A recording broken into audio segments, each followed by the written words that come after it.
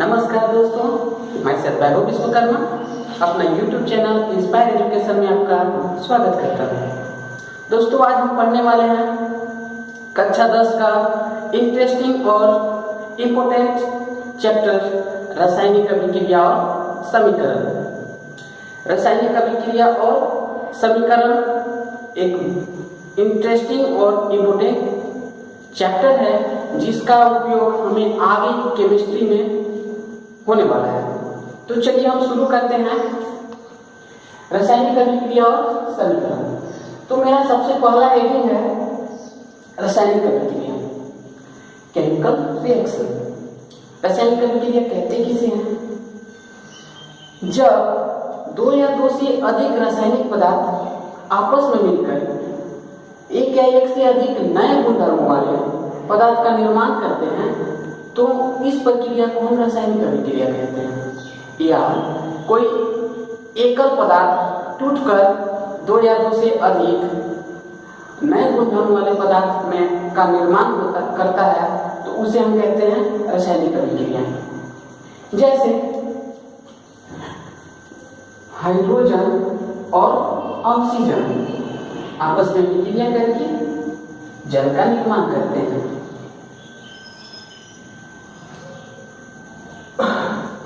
और वैसे ही इसका उल्टा वाला डेफिनेशन देखा जाए तो जैसे कि कैल्शियम कार्बोनेट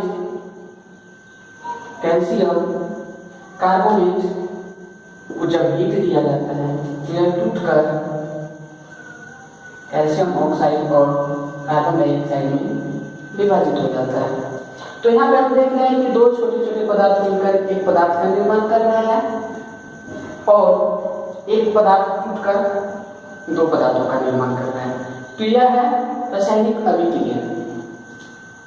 रासायनिक अभिक्रिया के बारे में एक इंटरेस्टिंग बात यह है कि रासायनिक अभिक्रिया को हम रिवर्स नहीं कर सकते हैं। कोई भी भौतिक विधि का उपयोग करके रासायनिक अभिक्रिया को हम रिवर्स नहीं कर सकते हैं। भौतिक विधि जैसे कि वाष्पीकरण, ऊर्ध्वापातन, आस्वन और अपकेंद्रीकरण, इन सभी पृथक करने वाले भौतिक विधियों का उपयोग करके हम रासायनिक अभिक्रिया को रिवर्स नहीं कर सकते हैं। जैसे कि हाइड्रोजन और ऑक्सीजन मिलकर जल का निर्माण किया तो कोई भी भौतिक अभिक्रिया का प्रयोग करके हम जल से पुनः हाइड्रोजन और ऑक्सीजन को प्राप्त नहीं कर सकते हैं। ठीक है, तो रासायनिक अभिक्रिया क्लियर हो तो आगे बढ़े। चलिए, ठीक है।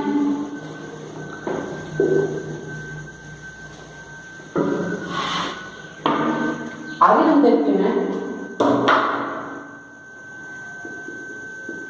रासायनिक अभिक्रिया की पहचान। आगे हम क्या देखने वाले हैं? रासायनिक अभिक्रिया की पहचान, या इसको बोल सकते हैं रासायनिक अभिक्रिया में शामिल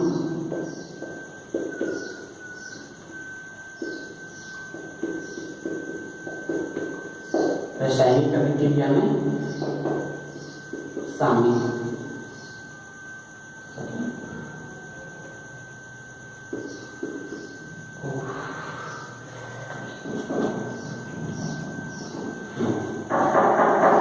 यहाँ पे हम देखने वाले हैं कि रासायनिक अभिक्रिया जो होता है तो हमको कैसे पता लगे कि वह रासायनिक अभिक्रिया ही है। तो कुछ ऐसे परिवर्तन होते हैं जिसको देखकर हम अंदाजा लगा सकते हैं कि वह रासायनिक अभिक्रिया हो रहा है। या जब कोई भी रासायनिक अभिक्रिया हो रहा है तो उसमें होने वाली घटना, जैसे सबसे पहला होता है अवस्था में परिवर्तन।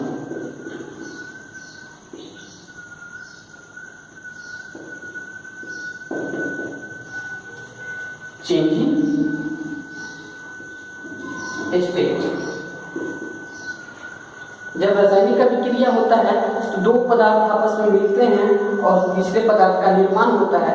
तो यहाँ पे होता क्या है कि अवस्थाओं में परिवर्तन हो जाता है। जैसे कि यही सिंपल उदाहरण जो हम लिए थे हाइड्रोजन वाला, हाइड्रोजन और ऑक्सीजन आपस में मिलते हैं और जल का निर्माण होता है। यहाँ पे हम देख पा रहे हैं कि हाइड्रोजन एक गैस है और ऑक्सीजन भी गैस है। अब दोनों आपस में मिलते हैं तो एक नए पदार्थ जल का निर्माण होता है जो लिक्विड होता है, द्रव अवस्था में होता है। तो यहाँ पे हम देख रहे हैं कि शुरुआती जो अवस्था थी वह गैसियस अवस्था में थी और ये आपस में विक्रिया करने के बाद द्रव अवस्था में परिवर्तित हो गए। ठीक है। दूसरा होगा रंग में परिवर्तन। रंग में परिवर्तन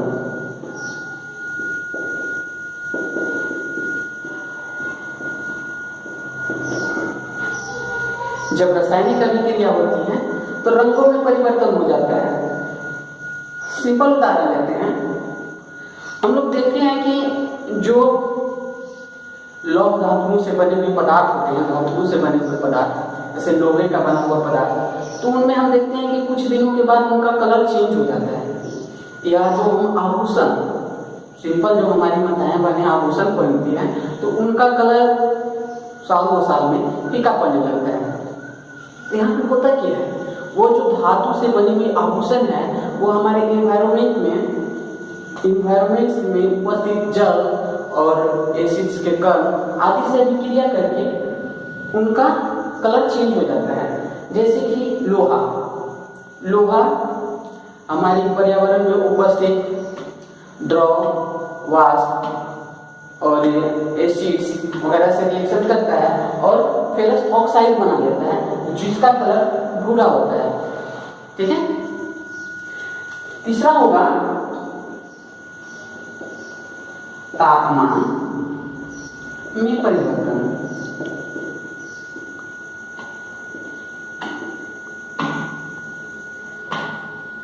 चेंज इन टेम्परेचर।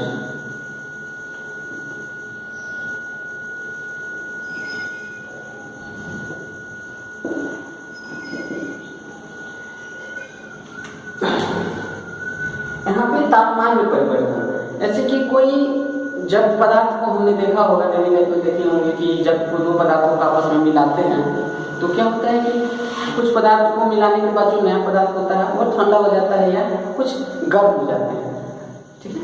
जैसे सिंपल उदाहरण चूना, कली चूना जो हम जनरली यूज करते हैं घरों की पुताई के लिए, घरों के पुचारा करने के लिए जो उपयोग करते हैं कली चूना, हम लोग देखे हैं कि कली चूना को जो जल में मिलाया जाता है, कली चूना को जब जल में मिलाया जाता है तो क्या करता है कि वह जल के साथ अभिक्रिया करके वाष्प उत्पन्न करता है।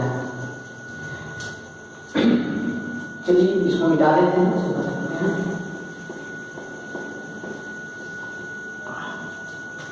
कली चूना का फॉर्मूला होता है कैल्शियम ऑक्साइड और यह जल के साथ जब अभिक्रिया करता है तो बनाता क्या है, कैल्शियम हाइड्रोक्साइड और CO2 गैस और साथ में हीट एनर्जी। तो यहाँ पे कली चूना जब ऑक्सीजन से जल से अभिक्रिया करता है और उसके बाद ऊर्जा का निर्माण होता है, तो यहाँ पे जो सब्सटेंसेस यहाँ पे जो मिलते हैं उसके बाद वो बहुत ज़्यादा भी हीट हो जाता है, गर्म हो जाता है। तो यह रासायनिक अभिक्रिया का एक पहचान है। और इसी में आगे हम देखते हैं 4 नंबर का होगा गैस का उत्सर्जन।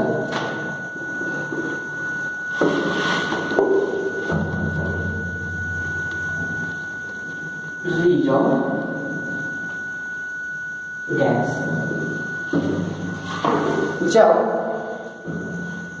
रासायनिक अभिक्रिया होती है तो इसमें गैस उत्पन्न होते हैं, गैस का निर्माण होता है। सिंपल इसी उदाहरण में हम देख पा रहे हैं यहाँ पे कि जब कली चूना ऑक्सीजन हाइड्रोजन से जल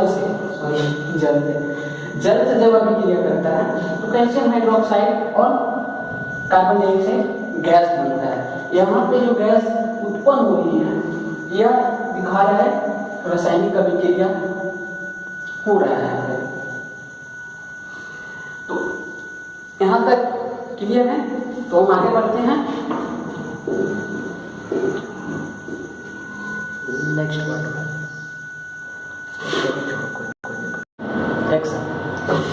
चलिए अब हम डिस्कस करते हैं दैनिक जीवन में होने वाले रासायनिक अभिक्रियाओं के बारे में। कैसे अभिक्रियाएं हमारे दैनिक जीवन में रासायनिक अभिक्रियाएं होती रहती हैं, तो चलिए उनके बारे में कुछ देखते हैं, कुछ उदाहरण लेते हैं। जैसे पहला होता है भोजन का पचना। भोजन का पचना मतलब क्या है कि भोजन जो हम खाते हैं उनके जटिल अणुओं का छोटे छोटे सरल अणुओं में टूटना भोजन का पचना कहलाता है, जो एक रासायनिक अभिक्रिया है। दूसरा श्वसन।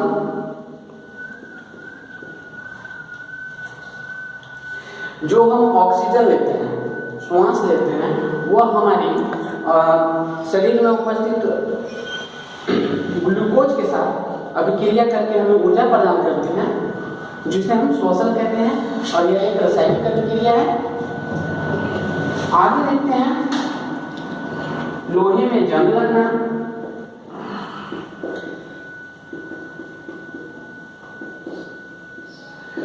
लोहे की वस्तुओं में भूरे रंग की एक परत चढ़ जाती है, जिसे हम कहते हैं कि लोहे में जंग लग गया है। एक रासायनिक अभिक्रिया होता है। आगे दूध से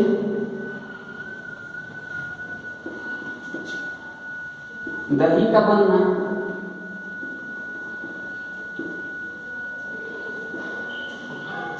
दूध से दही में परिवर्तित होना एक रासायनिक अभिक्रिया है। दूध में जब लैक्टोबैसिलस नामक जीवाणु उपस्थित होते हैं और वह दूध से अभिक्रिया करके दही में उसे परिवर्तित कर देते हैं, यह एक रासायनिक अभिक्रिया है, क्योंकि हम दही को पुनः दूध नहीं बना सकते हैं। आगे गर्मियों में दूध का फट जाना या गर्मियों में भोजन से दुर्गंध आना, ये सब क्या है? रासायनिक अभिक्रिया है। ठीक है, तो ये सब हमारे दैनिक जीवन में रोज प्रतिदिन होने वाले कुछ रासायनिक अभिक्रियाएं हैं, जिनके बारे में हमने डिस्कस किया। अब चलिए आगे हम बढ़ते हैं और अब हम लेते हैं रासायनिक अभिक्रियाओं के कुछ उदाहरण के बारे में पढ़ेंगे। रासायनिक अभिक्रिया के उदाहरण जैसे हमने देखा था कि आप ऑक्सीजन और हाइड्रोजन मिलकर जल बनाते हैं, उसी प्रकार से हम कुछ और एग्जाम्पल की बात करेंगे। जैसे पहला मैग्नीशियम धातु ऑक्सीजन के साथ अभिक्रिया करके ऑक्साइड बनाता है, मैग्नीशियम ऑक्साइड बनाता है।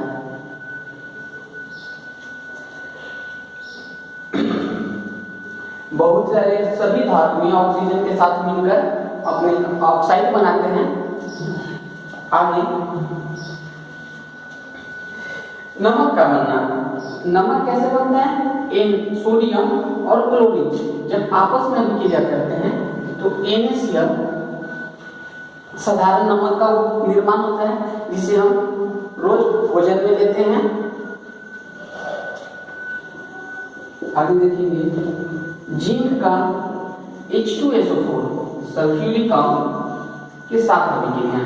जिंक जब सल्फ्यूरिक अम्ल के साथ अभिक्रिया करता है तो जिंक सल्फेट और हाइड्रोजन गैस बनाता है, जो हवा में उड़ जाता है।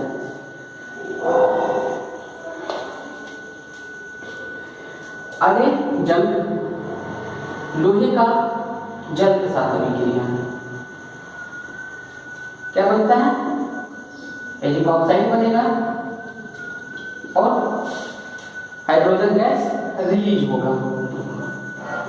तो ये इस तरह के कुछ रासायनिक अभिक्रियाओं का उदाहरण है। तो आज के लिए इतना ही। आगे हम मिलते हैं नेक्स्ट वीडियो में, इसका पार्ट 2 लेकर आएंगे, जिसमें हम डिस्कस करेंगे रासायनिक समीकरण और उससे आगे की बातें करेंगे। धन्यवाद।